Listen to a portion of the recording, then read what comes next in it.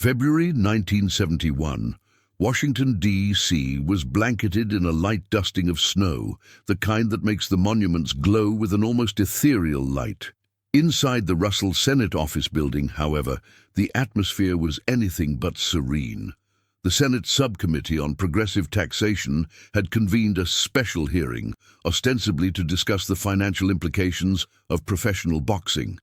But everyone present knew the real reason Muhammad Ali had been summoned.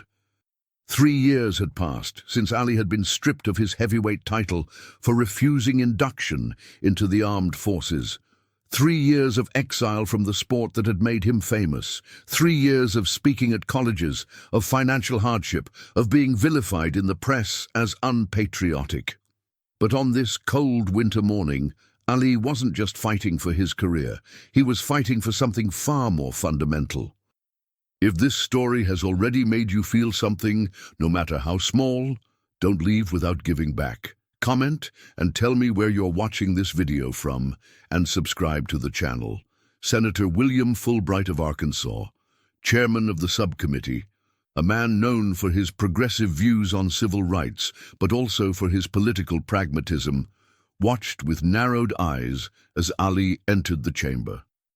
The boxer moved with that distinctive grace that had made him a legend in the ring, but there was a new gravitas to him now. The weight of a man who had sacrificed everything for his principles. The gallery was packed. Journalists scribbled furiously in their notepads.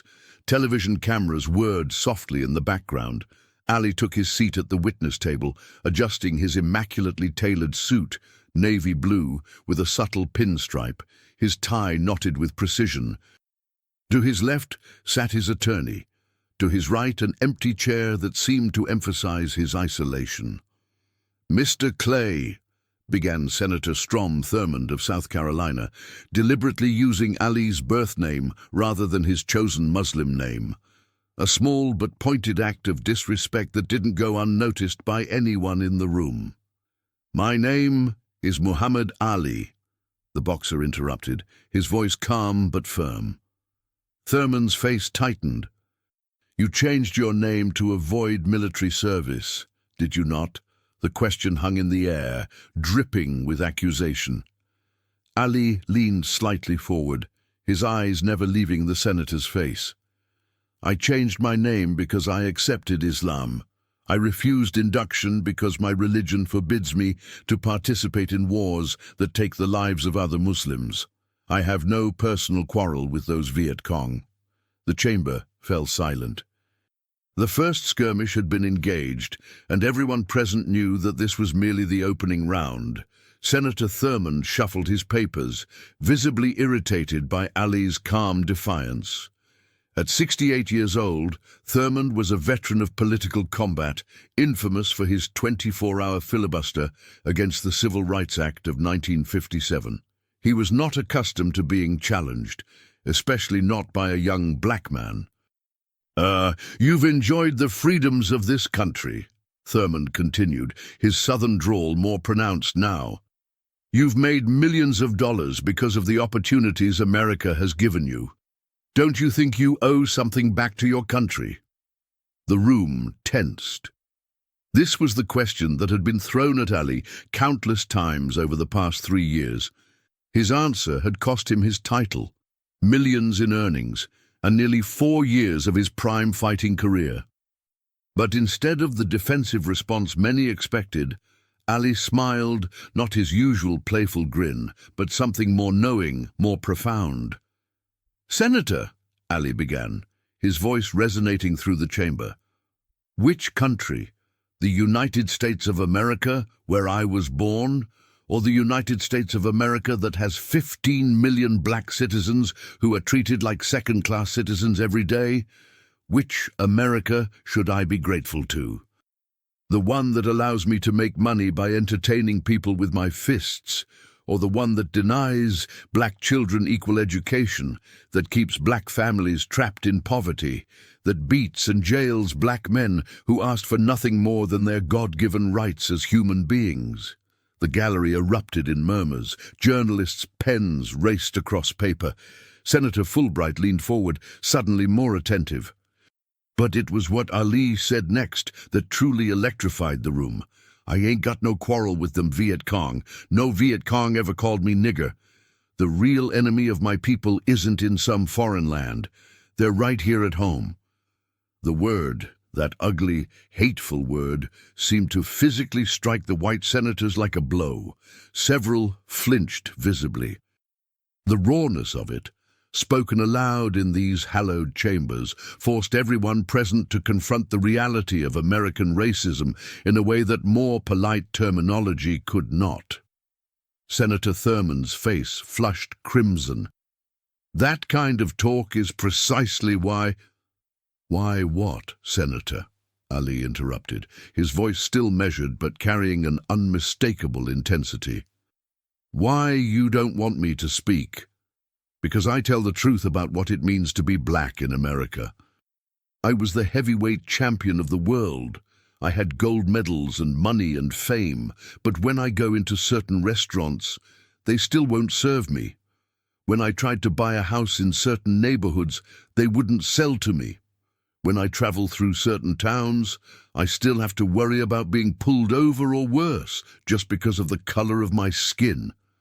He paused, looking directly at each senator in turn. "You ask what I owe America? I say America owes its black citizens the same respect, the same opportunities, the same justice it gives to its white citizens. And until that debt is paid, don't talk to me about what I owe." The silence that followed was deafening. In that moment, the power dynamic in the room had shifted. The senators, with all their institutional authority, found themselves on the defensive against a single man who refused to be anything less than his full, authentic self. Senator Jacob Javits of New York, one of the more liberal members of the committee and a long-time supporter of civil rights, cleared his throat. Unlike some of his colleagues, Javits seemed genuinely moved by Ali's words. "Mr. Ali," he began, pointedly using the boxer's chosen name, "I believe you've made some valid points about the treatment of black Americans, but surely you must understand the position the government was in regarding your draft status. The law applies equally to all citizens." Ali nodded, acknowledging the senator's more respectful tone. "Senator Javits, I appreciate you using my name. That simple act of respect means something. But with all due respect, to say the law applies equally to all citizens isn't the reality I've lived. The law has never been applied equally in this country." He leaned forward, elbows on the table. "Les, when I was a little boy in Louisville, I won a gold medal for this country in the 1960 Olympics. I came home proud, thinking maybe now I'd be just an American, not a black American. Know what happened? I went to a restaurant with my gold medal around my neck, and they refused to serve me, told me, 'We don't serve Negroes.' That's when I knew the medal didn't mean anything. That's when I knew that to most of America, I was still just a black boy who needed to stay in his place." The room was completely still now. Even the journalists had stopped writing, transfixed by Ali's testimony. "You want to talk about equal application of the law? Let's talk about how many deferments the sons of senators and congressmen receive. Let's talk about how many white boys from good families suddenly develop medical conditions when their draft numbers come up. Let's talk about how the burden of this war falls on poor whites and poor blacks who don't have the connections to avoid service." Senator Fulbright, who had been listening intently, nodded almost imperceptibly. As an early critic of the Vietnam War, he found himself in the unusual position of agreeing with much of what Ali was saying. "Mr. Ali," Fulbright interjected, "your position on the war aside, do you not worry that your statements might be seen as divisive at a time when our country needs unity?" Ali's response was measured but unflinching. "Senator, I don't create the division. I just refuse to pretend it doesn't exist. There can be no real unity without truth, and there can be no truth if we're afraid to speak honestly about the reality of race in America. Then came the moment that would be replayed on news broadcasts across the country and remembered decades later. Ali looked directly at Senator Thurmond, who had been seething silently since being cut off earlier. "Senator," Ali said, his voice now gentle but unwavering, "I know you fought for this country in World War II. I respect your service, but when you came home from that war, you could vote without fear. You could live where you wanted. You could walk into any restaurant and be served. The country you fought for welcomed you back with open arms." Ali paused, letting his words sink in. "The country my father fought for in that same war didn't even let him drink from the same water fountain as your father. The uniform didn't make him equal. So when you ask me about patriotism, about duty, I have to ask, duty to what, to whom, to a country that still doesn't treat me as a full citizen?" The chamber was absolutely silent. What Ali had done was remarkable. He had personalized the abstract concepts of racism and inequality, forcing everyone present to see them not as political issues, but as human realities. What happened next would be recounted in history books and documentaries for decades to come. Senator Thurmond, the arch-segregationist who had built his career on opposing civil rights, sat in stunned silence.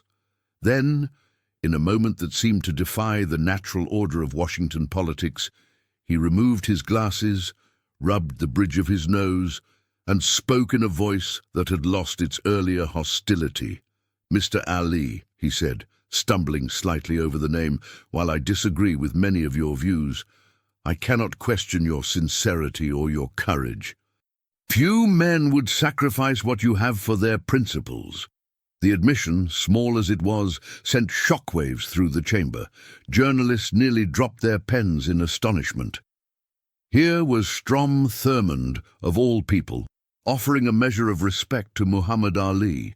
Senator Fulbright, seizing the moment, steered the hearing back to its ostensible purpose, the business of boxing. But the real business had already been conducted. Something fundamental had shifted, not just in that hearing room, but in the national conversation about race, patriotism, and what it truly meant to be American. As Ali left the chamber that day, flanked by reporters shouting questions, he carried himself with the same dignity and grace he had shown throughout the hearing. He had come to Washington not just to fight for his right to box again, but to speak truth to power, and in doing so, he had changed the very nature of the conversation. 3 months later, on June 28, 1971, the Supreme Court would unanimously overturn Ali's conviction for draft evasion. By the end of the year, he would fight Joe Frazier in what was billed as the fight of the century. His career, once thought destroyed by his principled stand, would rise to even greater heights. But perhaps the most remarkable legacy of that February hearing came years later. In 1991, Senator Thurmond, then 88 years old and still serving in the Senate, attended a ceremony honoring Muhammad Ali. When asked by a reporter why he had come, the elderly senator replied, "Because he made me see things I hadn't been willing to see before. Sometimes it takes a great man to make others see their own blindness." The confrontation between Muhammad Ali and those senators had transcended the political moment.